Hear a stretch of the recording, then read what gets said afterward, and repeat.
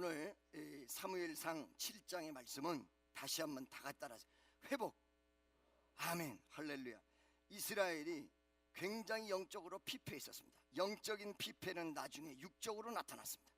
그런데 이런 엄청난 피폐 속에서 하나님께서 새 시대를 열었습니다. 세 가지 중요한 부분이 있습니다. 첫째, 가장 어두운 시기가 하나님의 구원에 임박하는 시기라는 사실입니다. 할렐루야. 그러니까 이스라엘 백성이 죄악 그리고 좌절 그리고 영적인 모든 모습이 다운됐을 때 하나님께서 그냥 내버려 두지 아니하시고 사무엘이라는 사람을 보내서 사무엘 시대를 열었습니다. 바로 이때가 이스라엘을 다시 구렁텅이에서 살려내시는 위대한 은총이 시작됐다는 것입니다. 그래서 여러분, 제가 항상 얘기하잖아요. 죄악이 많은 곳에 은혜가 많다. 죄악이 좋아서 은혜가 많은 것이 아니라, 첫날에도 내가 말씀드렸듯이 죄악을 많이 저지른 곳에 회개의 역사가 일어나면 정말로 강렬한 회개의 역사가 일어나기 시작해요. 그러니까 은혜를 거기에다가 많이 쏟아 부을 수밖에 없다는 얘기예요. 죄악 자체가 은혜를 끌어내리는 것이 아니라 죄를 짓고 회개하는 내용 속에서 은혜가 강렬하게 주어진다는 사실입니다. 그래서 외려 죄 많이 지은 사람은 빨리 깨지는데 자기가 죄인이라고 생각하지 않는 사람이 안 깨지는 거예요. 오늘날에 누가 큰 문제냐면 범죄하고 그 다음에 죄 지은 사람이 교회에 돌아올 때 이거 별로 문제 안 돼요. 그냥 깨져요. 근데 내가 죄인이 아니라고 생각하는 사람, 자기가 죄 속에 있는데도 불구하고 자기가 죄인이라는 사실을 모르고 있습니다. 알지 못하고 있습니다. 깨닫지 못하고 있습니다. 요 사람들이 제일 문제. 옛날에 전쟁 시대 그리고 사회적인 엄청난 성적 타락 시대는 본인들이 안다 말이죠. 그런데 오늘날에는 본인들이 몰라. 내가 죄인이라는 사실을. 그리고 내가 똑똑하다는 생각 속에서 나의 자신을 합리화하고 나의 자신을 포장지를 씌우고 나의 자신이 주님 앞에 나와야 된다는 이 절실함의 내용이 떨어지는 시대예요. 할렐루야. 오늘날이 진짜 문제 시대라 이 회개의 바람과 성령의 은혜와 말씀의 역사가 더욱더 강해져야 된다는 사실을 믿으시기를 예수의 이름으로 축원합니다. 이렇게 죄악이 관영했고 이런 시기에 하나님께서 구원의 역사를 딱 사무엘을 통해서 이루었다는 거예요. 두 번째는 뭐냐면, 두 번째는 바로 이런 죄악의 관영의 시대에 하나님께서 새 시대를 미리 준비하셨다. 뭐라고요? 미리 준비하셨다. 어린 사무엘에게 하나님께서 사무엘상 3장에 나타나셨습니다. 어린 사무엘을 불렀습니다. 왜 어린 사무엘을 불렀을까요? 그 이유가 무엇일까요? 그 이유는 이 어린애 자체가 그만큼 급박하다는 내용과 함께 뭐냐면, 장차 올 사무엘을 통해서 열어질 세상에 이미 하나님이 어릴 때부터, 근데 이 의미는 만세전에 준비하신 거예요. 아멘. 오늘 이 시간의 은혜도 만세전에 준비하신 위대한 은혜라고 믿으시기를 축원합니다. 옆에 있는 사람이, 당신이 구원받은 것은 만세전에 준비된 것입니다. 아멘, 아멘, 할렐루야. 세 번째는 자, 이런 역사가 어떻게 도래가 되느냐? 현실 속에 나타나기 이전에 사무엘상 3장에 영적으로 먼저 하나님이 사무엘을 불렀어요. 사무엘이라는 사람을 불렀어요. 사무엘아, 3번에 걸쳐서 불렀죠. 이때 세 번째 하나님이 불렀다는 사실을 알았습니다. 아멘이죠. 이런 내용이 영적으로 먼저 이루어진 거예요. 하나님의 그 이스라엘 백성을 사랑하고 사무엘 시대, 새 시대를 여는 역사를 영적으로 먼저 갔다는 거예요. 영적으로 먼저 간 다음에 나중에 7장에 가서 미스바 골짜기의 역사를 통하여 현실 속에 착 나타나서 전부들 모여서 회개하고 민족이 각성하는 역사가 일어났다는 것입니다. 사무엘 개인적으로 바라볼 때는 우리가 우리 일생에서 하나님의 영광이 크게 드러나려면 뭐가 먼저 이루어져요? 영적으로 내가 하나님 앞에 바로 서는 게 먼저 이루어져야 여러분 일평생에, 그리고 여러분 생활과 환경 속에 위대하고 복된 역사가 일어난다는 사실을 믿으시기를 예수의 이름으로 축원합니다. 이 윗돌이 벗어도 되면 아멘, 할렐루야. 아멘 안 해도 벗어나는 무조건 아예요. 무지하게 덥네요 오늘 또. 자, 여러분 보세요. 그러면 이렇게 사무엘 시대가 이렇게 딱 열리는데, 우리가 여러분 사람들이 저마다 생각할 때 은혜 회복에 대해서 얘기하면, 아니 목사님 언제까지 그러고 있어요? 언제까지? 이러는 분들이 많거든요. 맨날 기도하라 그러고 맨날 집회 참석하라 그러고 맨날 은혜 다시 회복하라 그러고, 아니 언제까지 하나 징그러 죽겠어. 여러분, 내가 아는 분이 있는데요, 그분은요 머리가 너무너무 까매요. 나이가 지금은 80이 되셨는데 70 한 5세까지 진짜 까매 머리가. 그래가지고 나는 야, 세상에 저렇게 젊은 분이 있을까? 저렇게 머리가 연세가 들어도 저렇게 머리가 새까만 사람이 있을까 생각을 했어요. 그래서 하루는 물어봤어요. 저기 선생님, 원래 어머니 뱃속에 태어나면서부터 또 조상 때부터 머리가 그렇게 까맸습니까? 그걸 물었더니 이분이 하는 말이, 여보시오, 그런 소리 하지 마라. 나의 머리는 백발이야. 아니 근데 어떻게 이렇게 까매요? 그러니까 이 양반이 하는 말이, 염색했죠. 아이고, 나도 알지. 나도 알아. 염색하면 머리 까맣다는 거 알아. 그런데 머리가 까매도 너무 까매. 여기 일리가 있는 거 일리가, 잘 들어보세요. 머리를 염색을 해보면, 저도 염색을 하거든요. 해보면 2주 딱 지나면 모근에서 흰 게 올라와서 24시간 까만 게 유지되기가 쉬운 게 아니에요. 그러니까 어떻게 돼야 되냐면, 염색은 2달에 한 번 한다 그러면 일주일에 한 번씩 부분 염색을 계속 하는 사람만이 그 머리가 까맣게 유지되는 거예요. 그렇죠? 여러분 아시죠? 모르겠습니까? 하기야 청년들은 몰라. 그럼 이 다음에 알아. 그런데 이런, 정말로 이 머리 까만 게 이 모근조차도 한 번도 흰머리가 올라오는 걸 못 봤기 때문에 내가 한 소리였단 말이지, 그냥 까만 게 아니고. 그랬더니 이 양반이 뭐라고 하냐면은, 자기는 거의 한 3일에 한 번씩 요 모근을 요렇게 칠해가지고는 흰색을 없앤다는 거예요. 그래서 내가 물었어요. 아니 그 검은 머리를 유지하는 것도 좋지만 안 귀찮으세요? 안 귀찮으세요? 언제부터 했어요? 했더니 38부터 했대. 75세까지. 아시겠습니까? 그렇게 되는 거야.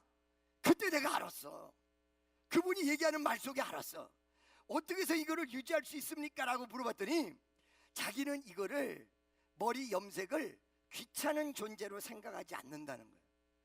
염색을 탁 하고 나가면 사람들이 자기 젊게 본다는 희망과 소망을 가지고 있기 때문에 염색하는 게 즐겁다는 거예요. 할렐루야. 그래서 내가 알았어. 아하, 우리가 날마다 교회를 다니면서 계속 은혜가 충만해야 되는데, 계속 은혜가 충만하고 회복해야 된다고 그러고, 그 다음에 기도가 영성이, 그 다음에 신앙이 회복해야 된다 그러니까 많은 사람들 언제까지 이러는데, 사실은 일평생 선교를 해도 지금까지도 선교의 그 어떤 내용을 놓고 있지 않는 목사님이세요. 그분이 누구냐? 김광신 목사님. 이게 즐거움이에요. 이게 바람이에요. 이게 기쁨이에요. 은혜 회복하는 것, 말씀 듣는 게 여러분 일평생의 취미와 기쁨이 되면요, 75세가 돼도 전혀 귀찮지 않고, 이거 오늘 사무엘상 7장의 말씀은 다시 한번 다 갖다 회복. 아멘, 할렐루야. 이스라엘이 굉장히 영적으로 피폐했었습니다. 영적인 피폐는 나중에 육적으로 나타났습니다. 그런데 이런 엄청난 피폐 속에서 하나님께서 새 시대를 열었습니다. 3가지 중요한 부분이 있습니다. 첫째, 가장 어두운 시기가 하나님의 구원에 임박하는 시기라는 사실입니다. 할렐루야. 그러니까 이스라엘 백성이 죄악, 그리고 좌절, 그리고 영적인 모든 모습이 다운됐을 때 하나님께서 그냥 내버려 두지 아니하시고 사무엘이라는 사람을 보내서 사무엘 시대를 열었습니다. 바로 이때가 이스라엘을 다시 구렁텅이에서 살려내시는 위대한 은총이 시작됐다는 것입니다. 그래서 여러분, 제가 항상 얘기하잖아요. 죄악이 많은 곳에 은혜가 많다. 죄악이 좋아서 은혜가 많은 것이 아니라, 첫날에도 내가 말씀드렸듯이 죄악을 많이 저지른 곳에 회개의 역사가 일어나면 정말로 강렬한 회개의 역사가 일어나기 시작해요. 그러니까 은혜를 거기에다가 많이 쏟아 부을 수밖에 없다는 얘기예요. 죄악 자체가 은혜를 끌어내리는 것이 아니라 죄를 짓고 회개하는 내용 속에서 은혜가 강렬하게 주어진다는 사실입니다. 그래서 외려 죄 많이 지은 사람은 빨리 깨지는데, 자기가 죄인이라고 생각하지 않는 사람이 안 깨지는 거예요. 오늘날에 누가 큰 문제냐면, 범죄하고 그 다음에 죄 지은 사람이 교회에 돌아올 때 이거 별로 문제 안 돼요. 그냥 깨져요. 근데 내가 죄인이 아니라고 생각하는 사람, 자기가 죄 속에 있는데도 불구하고 자기가 죄인이라는 사실을 모르고 있습니다. 알지 못하고 있습니다. 깨닫지 못하고 있습니다. 요 사람들이 제일 문제. 옛날에 전쟁 시대, 그리고 사회적인 엄청난 성적 타락 시대는 본인들이 안다 말이죠. 그런데 오늘날에는 본인들이 몰라, 내가 죄인이라는 사실을. 그리고 내가 똑똑하다는 생각 속에서 나의 자신을 합리화하고 나의 자신의 포장지를 씌우고 나의 자신이 주님 앞에 나와야 된다는 이 절실함의 내용이 떨어지는 시대. 할렐루야. 오늘날이 진짜 문제 시대라, 이 회개의 바람과 성령의 은혜와 말씀의 역사가 더욱더 강해져야 된다는 사실을 믿으시기를 예수의 이름으로 축원합니다. 이렇게 죄악이 관영했고 이런 시기에 하나님께서 구원의 역사를 다 사무엘을 통해서 이루었다는 거예요. 두 번째는 뭐냐면, 두 번째는 바로 이런 죄악의 관영의 시대에 하나님께서 새 시대를 미리 준비하셨다. 뭐라고요? 미리 준비하셨다. 어린 사무엘에게 하나님께서 사무엘상 3장에 나타나셨습니다. 어린 사무엘을 불렀습니다. 왜 어린 사무엘을 불렀을까요? 그 이유가 무엇일까요? 그 이유는 이 어린애 자체가 그만큼 급박하다는 내용과 함께 뭐냐면, 장차 올 사무엘을 통해서 열어질 세상에 이미 하나님이 어릴 때부터, 근데 이 의미는 만세전에 준비하신 거예요. 아멘. 오늘 이 시간의 은혜도 만세전에 준비하신 위대한 은혜라고 믿으시기를 축원합니다. 옆에 있는 사람이, 당신이 구원받은 것은 만세전에 준비된 것입니다. 아멘, 아멘, 할렐루야. 세 번째는 자, 이런 역사가 어떻게 도래가 되느냐? 현실 속에 나타나기 이전에 사무엘상 3장에 영적으로 먼저 하나님이 사무엘을 불렀어요. 사무엘이라는 사람을 불렀어요. 사무엘아, 3번에 걸쳐서 불렀죠. 이때 세 번째 하나님이 불렀다는 사실을 알았습니다. 아멘이죠. 이런 내용이 영적으로 먼저 이루어진 거예요. 하나님의 그 이스라엘 백성을 사랑하고 사무엘 시대, 새 시대를 여는 역사를 영적으로 먼저 갔다는 거예요.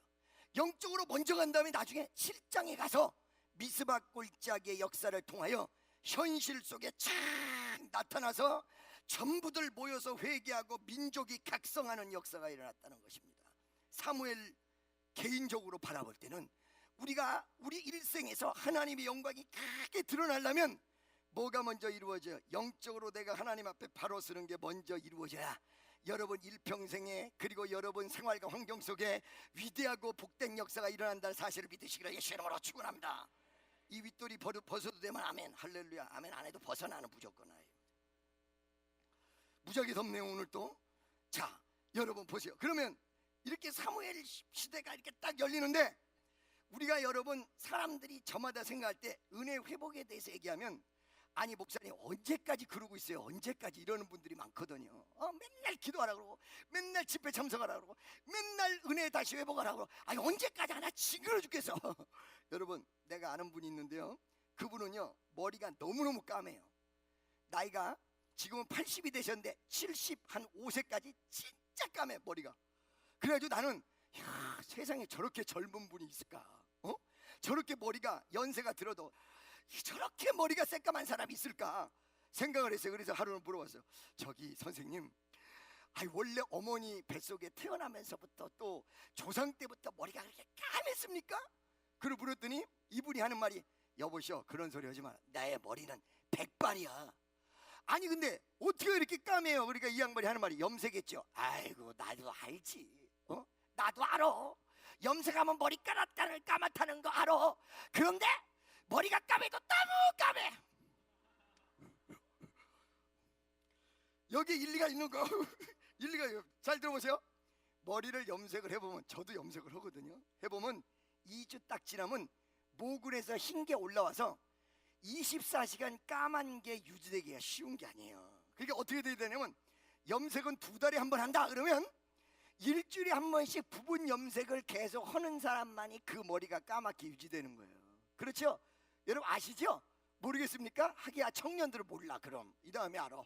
그런데 이런 정말로 이 머리 까만 게, 이 모근조차도 한 번도 흰머리가 올라오는 걸 못 봤기 때문에 내가 한 소리였단 말이지, 그냥 까만 게 아니고. 그랬더니 이 양반이 뭐라고 하냐면은, 자기는 거의 한 3일에 한 번씩 요 모근을 요렇게 칠해가지고는 흰색을 없앤다는 거예요. 그래서 내가 물었어요. 아니 그 검은 머리를 유지하는 것도 좋지만 안 귀찮으세요? 안 귀찮으세요? 언제부터 했어요? 했더니 38부터 했대. 75세까지. 아시겠습니까? 그렇게 되는 거야. 그때 내가 알았어. 그분이 얘기하는 말 속에 알았어. 어떻게 해서 이거를 유지할 수 있습니까? 라고 물어봤더니 자기는 이거를, 머리 염색을 귀찮은 존재로 생각하지 않는다는 거예요. 염색을 딱 하고 나가면 사람들이 자기 젊게 본다는 희망과 소망을 가지고 있기 때문에 염색하는 게 즐겁다는 거예요. 할렐루야. 그래서 내가 알았어. 아하, 우리가 날마다 교회를 다니면서 계속 은혜가 충만해야 되는데, 계속 은혜가 충만하고 회복해야 된다고 그러고, 그 다음에 기도가 영성이, 그 다음에 신앙이 회복해야 된다 그러니까 많은 사람들 언제까지 이러는데, 사실은 일평생 선교를 해도 지금까지도 선교의 그 어떤 내용을 놓고 있지 않는 목사님이세요. 그분이 누구냐? 김광신 목사님. 이게 즐거움이에요. 이게 바람이에요. 이게 기쁨이에요. 은혜 회복하는 것, 말씀 듣는 게 여러분 일평생의 취미와 기쁨이 되면요, 75세가 돼도 전혀 귀찮지 않고 이것이 나의 즐거움이며 소망이 된다는 사실입니다. 그런데 이분이 75세가 넘어서 80 되기 전에 언젠가 한번 만났어요. 딱 만났더니 이분이 드디어 흰 머리를 드러냈어요. 요만큼 올라왔어요. 그래서 내가 물었죠. 아니 선생님, 어째서 75세까지는 머리를 그렇게 목은까지도 까맣게 하고 다니던 분이 갑자기 이렇게 흰색 머리가 요만큼 나왔습니까? 라고 물어보니까 그분이, 이제는 나이 드니까 귀찮아. 뭐가 들었어요? 나이가 들었어요. 여러분, 그 나이 들었다는 말이 무슨 말인지 알고 계십니까? 말만 나이 들었다는 것이 아닙니다. 그분은 75세까지 사업을 하다가 75세 아들에게 넘겨줬어요. 사실은 연세가 75세라는 개념으로 늙었다는 말이 아니라, 그분이 늙었다는 얘기는 일선에서 손을 띄었고 자기 스스로 마음 한복판에서 늙어버렸다. 그러니까 그것이 안 되더라는 거예요. 지난 여러분, 우리가 주를 항상 바라보면서 날마다 쫓아가거든요. 저도 집회를 많이는 안 했습니다만은 1400개 이상을 하면서 20몇 년을 했습니다. 나는 거기에 집회를 단 한 번도 지루하다고 생각해 본 일이 없습니다. 근데 지루하지는 않아도 조금 안 했으면 할 때가 있습니다. 그때가 언제냐면 마음속에서 은혜가 떨어졌을 때입니다. 바로 노쇠 현상이 일어났을 때라는 것입니다. 영적인 노쇠는 나이가 들어서 오는 것이 아닙니다. 마음 중심부에서 생각과 사고와 은혜의 강도에 따라서 영적인 늙음이 온다는 것입니다. 아멘이죠. 할렐루야. 오늘 이 얘기를 하는 거 보니까 조금 연관이 있을 것 같지 않아요? 연관이 되게 있어요. 이 내용 속에서 바로 이스라엘이 이렇게 노쇠해버렸다. 은혜가 다 떨어졌어요. 그걸 하나님께서 영적 회출의 역사를, 영적으로 다시 올라가는, 다시 놀라운 은총으로 역사하는 시대를 열었는데, 그게 바로 사무엘을 통해서 이루어진, 그때부터 나타난 다윗, 그 다음에 솔로몬에 이르기까지의 역사, 그 이스라엘의 꽃피었던 위대한 역사. 여러분 일생에 이런 꽃피는 은혜가 넘치시기를 축원합니다. 자 여러분, 이 다시 역사가 일어나기 위해서 이스라엘에게 다시 하나님께서 회복이라는 큰 선물을 주시기 위해서 그 흐름의 내용을 말씀을 통해서 쫙 봐야 되는데, 오늘 7장은요 열매. 그러면 열매가 있으면 뿌리는 게 있어야 될 거 아니에요, 그죠? 시작점이 있단 말이에요. 7장은 어느 정도의 결과의 새로운 시대의 시작이에요. 할렐루야. 그러면 뭔가 하나님께서 시작하셨을 때 스타트의 부분이 있을 거다 이 말이에요. 그 스타트의 부분을 좀 지켜보면 만세전에 준비하셨지만 사무엘상 3장을 모른 채 7장을 알 수가 없다는 것입니다. 사무엘 3장을 한번 보시기를 바랍니다. 자 여러분, 3장 1절에 우리가 한번 살펴볼 필요가 있어요. 아이 사무엘이 엘리 앞에서 여호와를 섬길 때에는 여호와께서 말씀이 희귀하여 이상이 흔히 보이지 않았다. 여기서 보면 두 가지 단어가 아주 뇌리 속에 딱 박히고, 이거 뭐지? 라고 사람들에게 의문점을 제시하는 단어가 있는데, 두 단어가 있어요. 하나는 희귀하여, 말씀이 뭐요? 희귀하였다. 그 다음에 두 번째, 이상이 흔히 보이지 아니하였다. 사무엘이가 어린 사무엘로서 성전에 가서 하나님 앞에 영광을 돌리기 시작한 그 어린 사무엘 시대에 사회적 현상이 어땠느냐, 이스라엘의 영적 상황이 어땠느냐 봤더니, 첫째가 말씀이 희귀하였다. 할렐루야. 여러분, 이 희귀라는 단어를 여러분이 그냥 넘어가시면 안 됩니다. 히브리어 원문을 보니까 희귀라는 단어가 두 가지의 뜻을 내보고 있어요. 할렐루야. 어떤 뜻이야? 존귀하다. 뭐라고요? 존귀하다, 귀하다, 이런 내용이에요. 또 하나는 드물다, 이런 뜻이에요. 이것이 두 개 합성적으로 뜻을 정리를 해보면 어떤 현상이에요? 바로 하나님의 말씀이 귀중하고 보배로운데, 보배롭고 그리고 아주 귀중한 말씀이 드물게 나타났던 시대다. 희귀가. 아멘이죠. 그러니까 어떤 것이었냐면, 여기를 내용을 집중적으로 살펴보면 굉장히 중요한데 드물었던 내용을 봐야 돼요. 하나님이 은혜를 주시지 않아서 드물었느냐? 아니, 하나님의 은혜는 계속되었는데 사람이 하나님의 말씀에, 존귀한 말씀을 드물게 취급했다는 거예요. 별로 그렇게 귀하게 취급하지 않았다는 거예요. 이 말씀이 능력이고 생명이고 권능이고 권세고 불인데 이 말씀의 귀중성을 몰랐다. 다른 철학에는 심취되어 있을지 몰라도 진짜 위대한 하나님의 말씀의 존귀성은 드물게 알았다. 오늘날에도 그런 현상이 많이 있죠. 두 번째, 이렇게 말씀을 존귀하게 대하지 않고 존귀하게 대한 것이 드물다 보니까 많은 사람들에게 존귀한 은혜가 가득한 역사가 사라졌다, 이런 뜻이에요. 아멘이죠. 믿습니까? 바로 그런 시대예요, 이 희귀가. 그 다음에 두 번째, 이상이라는 단어가 나오는데, 이상은 여러분 영어로 뭐라 해요? 비전이란 말이죠. 비전. 여러분 성경에 환상이란 말을 영어로 바꾸면 비전이에요. 현실 세계가 아닌 무언가를 보여주는데, 그것은 하나님께서 어떤 푸닥거리하고 샤머니즘 쪽으로 뭐 뻘쩍하면서 보여준 것이 아니라 비전을 보여줬다는 거야. 비전. 미래에 대한 비전입니다. 구원의 비전입니다. 하나님의 역사의 비전입니다. 그래서 우리는요, 사실 크리스찬들은 비전을 보고 살아가는 사람이에요. 앞으로 미래의 비전, 천국의 비전. 할렐루야. 하나님을 모르는 사람은 현실을 바라보고 살아가며 미래적으로는 비관적으로 본다는 얘기죠. 어떻게? 죽으면 끝이야, 이렇게 본다. 크리스찬은 죽으면 끝나는 게 아니라 죽으면 시작이야. 할렐루야. 천국에 대한 시작이야. 그게 바로 이상이에요. 다니엘에게도 보여줬던 것은 무엇이었습니까? 그냥 여러분 점쟁이들이 얘기하는 반짝하는 그런 내용이 아니에요.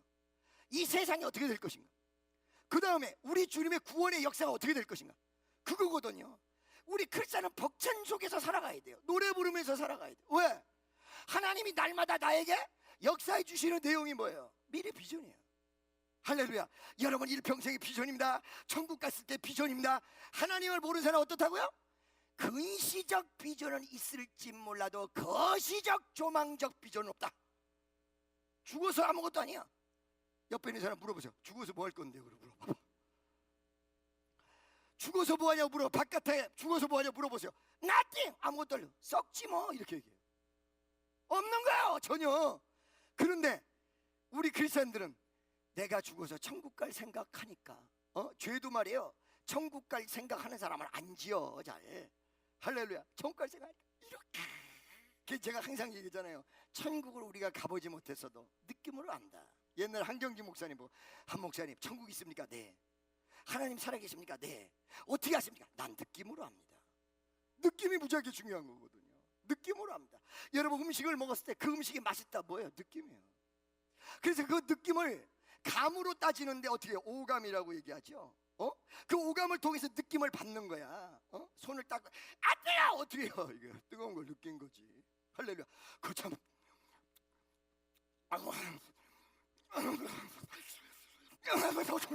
이 뭐요? 맛있는 걸 느낀 거죠. 느낌으로 하는 거거든요. 천국을 느끼는 거거든요. 아무리 좋은 호텔에 가서 느낌이 없다면 소용이 없거든요. 여러분 강아지를 말이에요, 최고 좋은 호텔에 데리고 가보세요. 느낌 있겠어요? 이렇게 하고만 있지. 느낌의 감각이 강아지는 거기까지 못 가는 거거든요. 제한된 부분의 느낌을 가지고 있거든요. 음식을 주면 느껴요. 그런데 화려한 금은보화를 채워줘 보세요. 그거 집어던지죠. 느낌이 없어요. 사람만이 그 이상의 느낌을 가지고 있거든요. 할렐루야. 그 느낌 속으로 우리 주님이 계시네. 제가 얘기했잖아요. 여러분 꼭 이 천국이란 걸 가봐야 하냐. 항아리에 간장을 넣는데 이 간장 맛을 보려면 동아리차에 둘둘둘둘 마셔봐야 하냐. 그거 아니다. 어떻게 보면 알아. 손가락을 딱 찍어서, 어때요? 다 같이 한번 해보세요. 딱 찍어줘. 아멘. 그러듯이 오늘날 여러분과 내가 천국을 느끼는 것입니다. 하나님의 나라를 느끼는 것입니다. 바로 이것이 크리스찬입니다. 그리고 그 비전을 향하여 달려가는 것이고, 바로 그 천국의 비전을 향하여 달려가는 것은 오늘날에도 변함없이 마음속에 천국이 이루어지며 앞으로 하나님의 나라를 확장한다는 전도와 그리고 말씀의 선포와 하나님의 역사를 이루는 것을 향하여 일평생 달려가다가 주님 품에 탁 안기는 거예요. 그래서 삶이 다른 거예요. 느낌이 다른 거예요. 여러분과 나에게 모든 삶이 전 인격적으로 달라지는 위대한 역사가 일어나시기를 주의 이름으로 간절히 축원합니다. 자, 여러분 보세요. 그런데 이때 바로 사무엘상 3장이 쓰여질 당시에 그 시대는 말씀이 희귀하고 비전이 없었어요. 이상이 없었어요. 그날 버려서 그날 사는 거예요. 현실에 만족하고 있어요. 하나님을 바라볼 줄 몰라요. 움직임이 없어요. 바로 그 시대에 하나님이 사무엘을 불러서 새로운 역사를 일으켰습니다. 사무엘아! 그리고 불렀단 말이야. 사무엘을 부르신 역사의 세 가지 부분을 이야기하겠습니다. 첫째, 여러분, 새로운 시대는 어느 날 새나라 자동차를 타고, 새나라 자동차 옛날에 있었어요? 새세대 목욕탕에 목욕하고 이래서 새로워지는 게 아니다. 대통령이 바뀌어서 새로워지는 게 아니다. 새로운 진짜 시대는 어디서부터? 하나님이 부르시고 말씀을 들려주시고 말씀을 붙잡고 여기서부터 새로운 시대가 시작이 되는 거지. 그러니까 사무엘 3장에 시작을 해가지고 7장서부터 열매가 막 맺기 시작했어. 다윗이라는 임금이 탄생했어. 아멘이죠? 그러니까 여러분들 날마다 지루하게 사시는 분들이 있습니까? 좀 새로워졌으면 좋겠어. 목사님 어떤 분이 나한테 와서 나는요 정말 못 살겠어. 좀 새로워졌으면 좋겠어. 맨날 아침에 일어나면 밥 먹고 출근하고 그냥 그 자리에서 그냥 또 저녁에 퇴근하고 마누라 열내지마 맨날 거기서 시달리고 맨날 거기서 어려움 속에 있고. 여러분, 새로운 삶이 시작되기 원합니까? 그러면 말씀의 은혜가 내 귀에 들리기 시작하면, 말씀의 은혜가 역사하기 시작하면 여러분 새롭게 다 바뀌어버려. 새 인생이 출발해. 나이하고 상관없어. 나이하고 상관없어. 말씀이 먼저 앞장서서 열어줘야 새 시대가 열리지. 그거 없이 진짜 안 열리는 거예요. 정말 새롭게 바뀌기 원합니까? 새롭게 이루어지기를 원합니까? 말씀의 은혜가 충만하고 그 말씀이 내 귀에 들리면서부터 새로운 역사예요. 아멘이죠? 믿습니까? 두 번째, 불렀는데 그 부름이 모든 사람을 불렀던 내용이 아니라 나야. 오늘 말씀은 모든 사람에 해당되고 모든 사람을 하나님께서 부르지만은 내 귀에는 나를 부르는 것으로 들려야. 오늘 전도하시기 바랍니다 할 때 그것이 하나님이 나를 불러대는 것으로 들어야. 잘 들으세요. 하나님의 역사가 언제서부터 제대로 됐냐면 사무엘아 불렀는데 누구에게 갔어요? 엘리에게 가가지고 선생님 부르셨어요? 아니다. 알았습니다. 사무엘아 선생님 부르셨어요? 3번이나 그에게 대답을 못했어요. 그렇죠? 하나님이 나를 부른다는 이 사실을 명확하게 깨달으면서 역사는 달라졌다. 오늘날의 말씀이 대중 앞에서 쏟아지는 말씀은 어마어마하게 맞는데 나에게 쏟아지는 말씀이 부족하다. 사무엘이 하나님의 명령 말씀을 내가 듣고 그분이 하나님인 줄 알고 그때부터 위대한 역사를. 말씀은 누구 앞에서 변화의 역사를 일으키냐면 저 사람 이 사람 저 사람이 아니라 나 바로 나.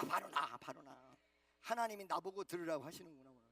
하나님이 나에게 주시는 메시지구나. 하나님이 나에게 역사하시는구나. 하나님이 나에게 지금 말씀을 통하여 말씀하시는구나. 메시지를 계속 주시는구나. 나에게. 아멘이시죠? 할렐루야. 세 번째, 이렇게 음성을 듣고 하는 그 과정의 내용 속에서 하나님의 역사의 흐름을 볼 수 있다. 어떻게? 하나님은 나이하고 상관없이 그뿐만 아니라 어린 사무엘에게 하나님의 역사를 보이시면서 장차 이 어린애를 통해서, 이 순수한 사람을 통해서 큰 역사를 일으킬 걸 암시적으로 보여주신 것이다. 아멘이죠? 그래서 그것을 자기에게 적용시켰고 그 자기의 명령을 들었던 사무엘을 통하여 하나님의 역사가 착착착착착 이루어졌다. 그러면 우리 한번 구체적으로 한번 보자 이 말이에요. 구체적으로 할렐루야. 2절 보겠습니다. 2절 사무엘상 2절 3장 2절 다 같이 시작.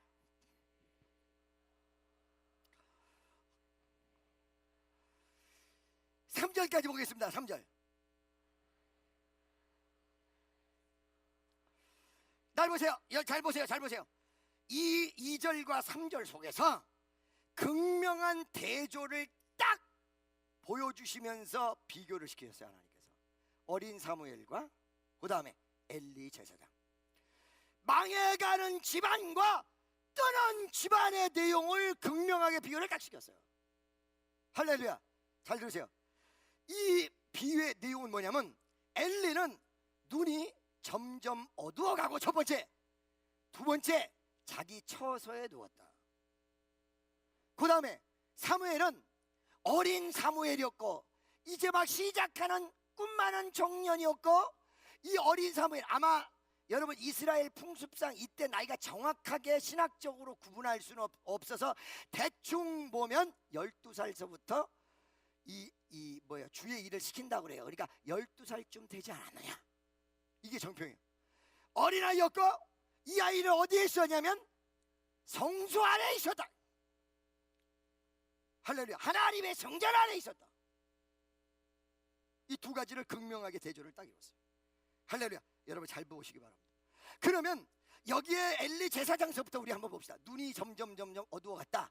여러분 이 내용은 육체적으로 눈이 어두워져서 나이가 들었기 때문에 노쇠했고 늙었다는 이야기입니다. 그런데 여러분 성경에서 이런 점을 부각시킬 때는 절대 육체적인 관점에서만 보고 이 얘기를 하지 않아요. 영적인 부분이 플러스가 됐다는 것입니다. 그러면 영적인 부분이 어떤 부분이냐? 영적인 눈이 어두워갔다. 나이가 많이 들어서 육체적 늙음이 아니라, 왜? 여호수아 갈렙 할 때 이 갈렙은요 85세 40대 정렬을 가지고 있었고, 모세가 죽기 얼마 전에도 눈이 쇠하지 않았다. 눈을 표현하는 것은 마음을 표현하는 것이며 그 사람의 어떤 영적인 상태를 굉장히 많이 표현하거든요. 근데 이 눈이 점점 어두워갔다. 구별하지 못했다. 제대로 보지 못하였다. 그 제대로 보지 못했던 엘리 제사장의 내용을 가보니까 사무엘상 1장 15절에 보니까 기도했던 한나를 뭘로 표현했냐면 술 먹은 여인, 그렇게 구분을 못했어요. 1장 15절에 보면 엘리 제사장의 모습이라 육적인 모습만 보는 거야. 영적인 기도하는 모습이 진짜인데 그걸 못 보는 거야. 그 다음에 2장 25절에 5절에 보면 뭐냐면 옴니와 비나스 자기 자식들이 2장 25절 한번 보도록 하겠습니다. 2장 25절 다 같이 시작.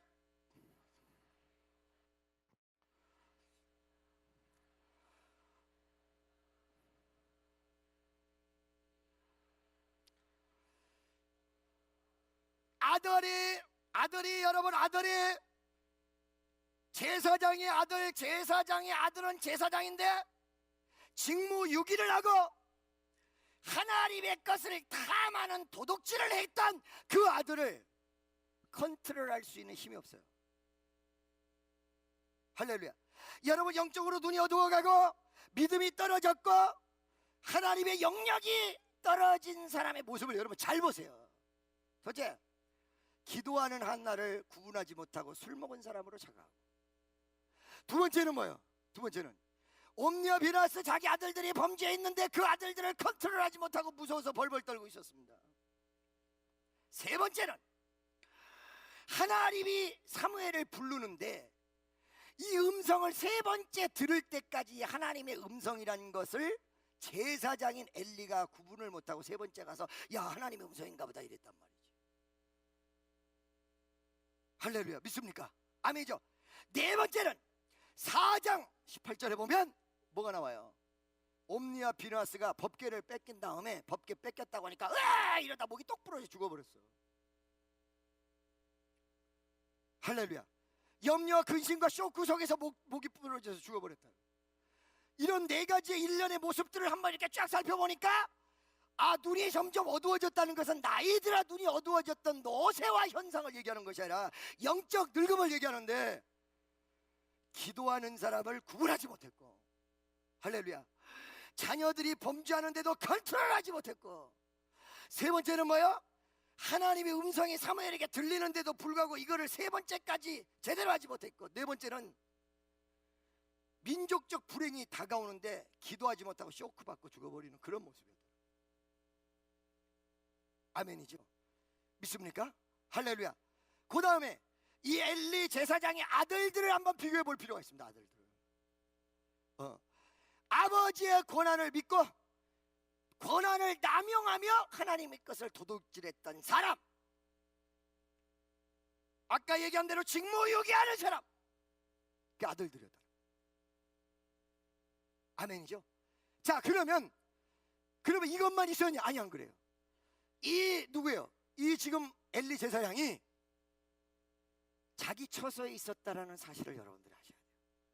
어린 사무엘은 성전에 있었는데 자기 처소에 있었다? 이 내용은 무엇을 우리에게 시사해 주느냐? 할렐루야. 여러분, 분명히 우리가 오늘날로 얘기하면 교회 안에는 있을 수 있어요. 하나님은 얘기를 해. 그러나 은혜의 본질 안에는 들어가지 못하겠다. 그리고 언저리에 있다. 여러분, 가장 위험한 게 뭐냐면 교회 언저리에 있는 사람들이에요. 꼭 문제를 일으키는 사람이, 물질 가지고도 문제 일으키는 사람이 헌금 많이 한 사람이 아니라 많이 한 사람 옆에 있었던 사람. 할렐루야.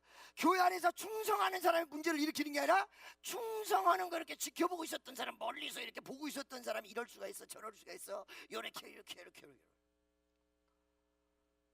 이 엘리 집안을 우리가 가늠해 볼 필요가 있다는 거예요.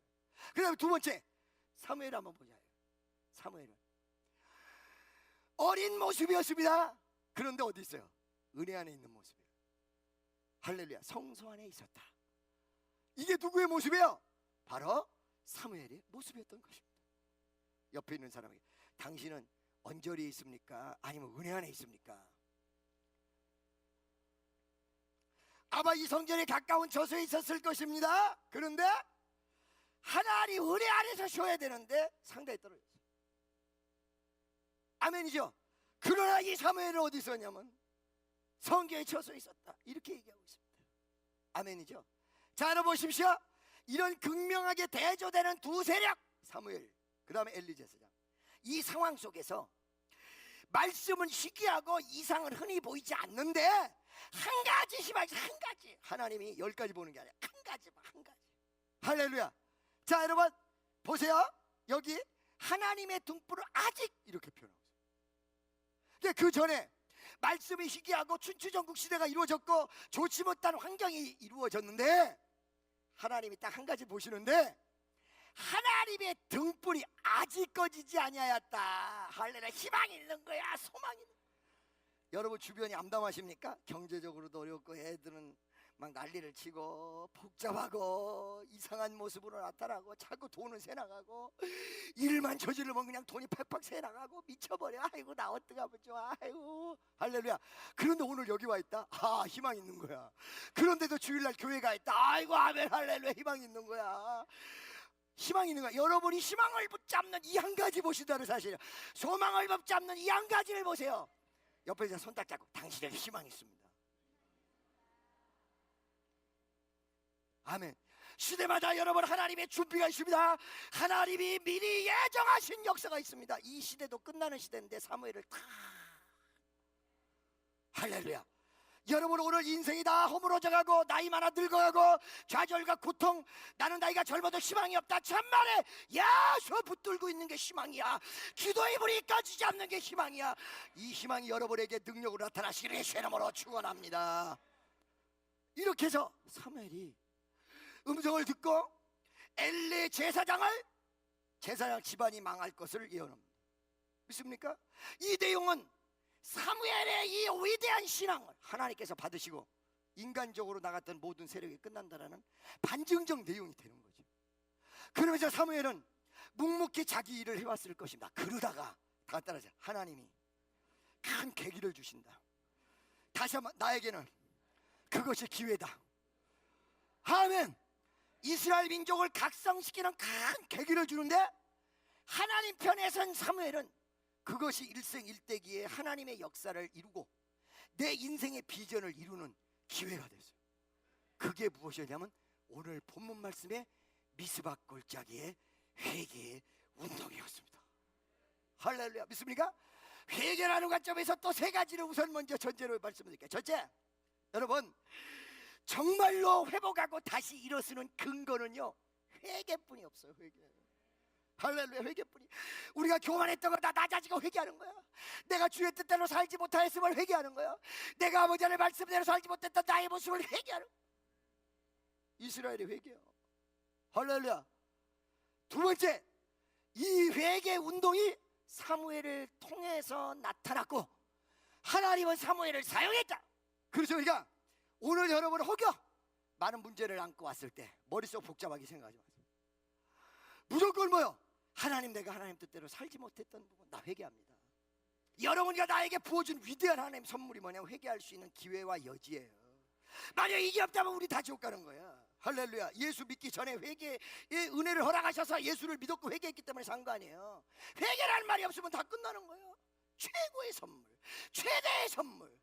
그러니까 우리나라에 다시 한번 부흥의 역사가 일어나려면 무엇을 해야 되냐? 회개야. 전국이 회개 바람.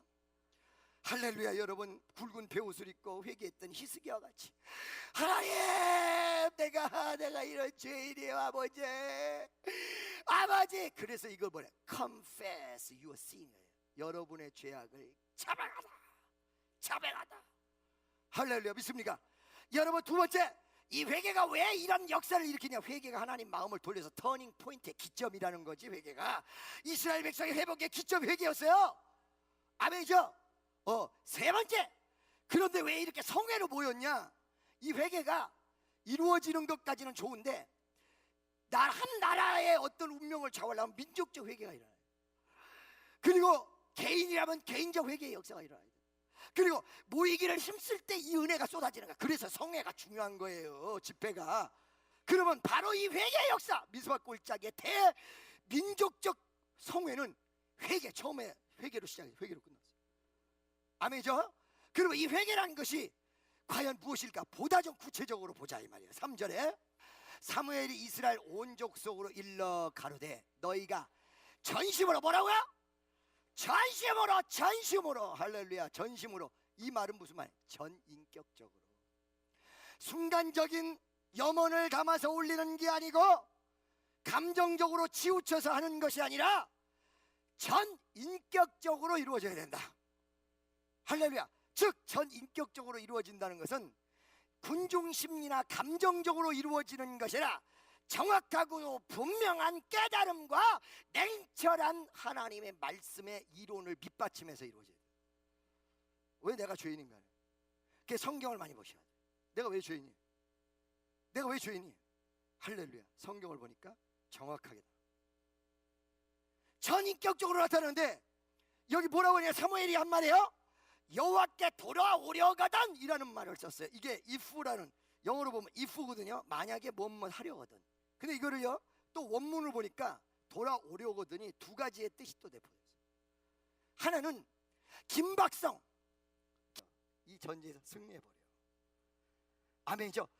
이 전쟁에서 승리하면서 비석을 하나 만들어. 뭐라 그래? 에베네셀, 하나님이 우리를 여기까지 도우셨다.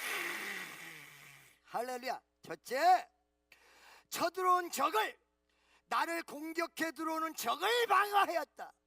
두 번째, 잃어버린 땅을 이 전쟁을 통해서 땅 차지하려고 들어왔다가 외려 이스라엘에게 뺏겨가서 회복돼 버렸어.